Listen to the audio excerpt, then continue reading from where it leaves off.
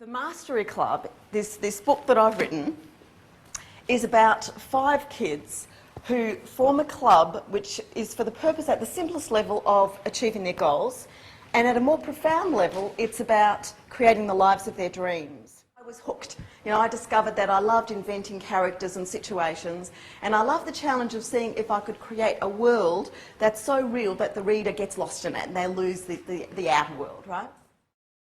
I didn't know that as a child. It was just a vague sense that I had that language had energy. Now, and it planted a seed in my mind about the power of our words. I thought this was fascinating, that we can use language to create a world to entertain people, and also we can use language to deliberately create our reality, the world we're living in. And so this application of language to these two different things, that was what really fascinated me. Still reading all of these books because I loved it. I was really interested in it, and it worked for those people, so you know, it's good stuff. And in fact, I started to have ideas. Wouldn't it be great to write a book for kids about these laws? You know, that would be really good. But look at the irony here, you know, I want to write the book, I'm jotting ideas for the book, but in my own life I couldn't apply it at all, and I was just, you know, everything was falling apart.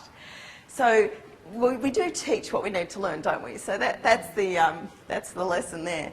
So there I was, you know, thinking about these ideas, not applying them, and my family life was getting worse and worse and worse.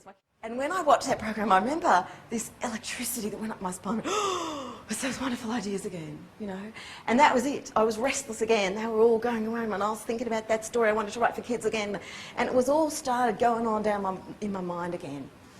And that was, in that period was when the idea came for me, the Mastery Club, this title. I thought, oh, that's a good title.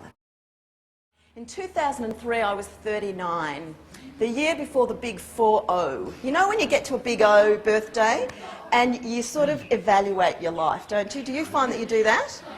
You sort of look, okay, am I where I thought I would be, you know, at this point in my life? And I came to the conclusion that I absolutely was not. I've identified 3 keys, you know, 3 things that I did that really made the change. So let me see if they were. Does anyone want to volunteer what they think they might be? 3 things. The first one is follow your heart. Do what you love. That's what you're here to do. That's what you were put here to do. What you love. Your love of something is it's like the God's voice inside you telling you this is what you're here to do. And to trust it and put yourself behind it, because if you're not behind it, who else is going to get behind it? You know, it's your love.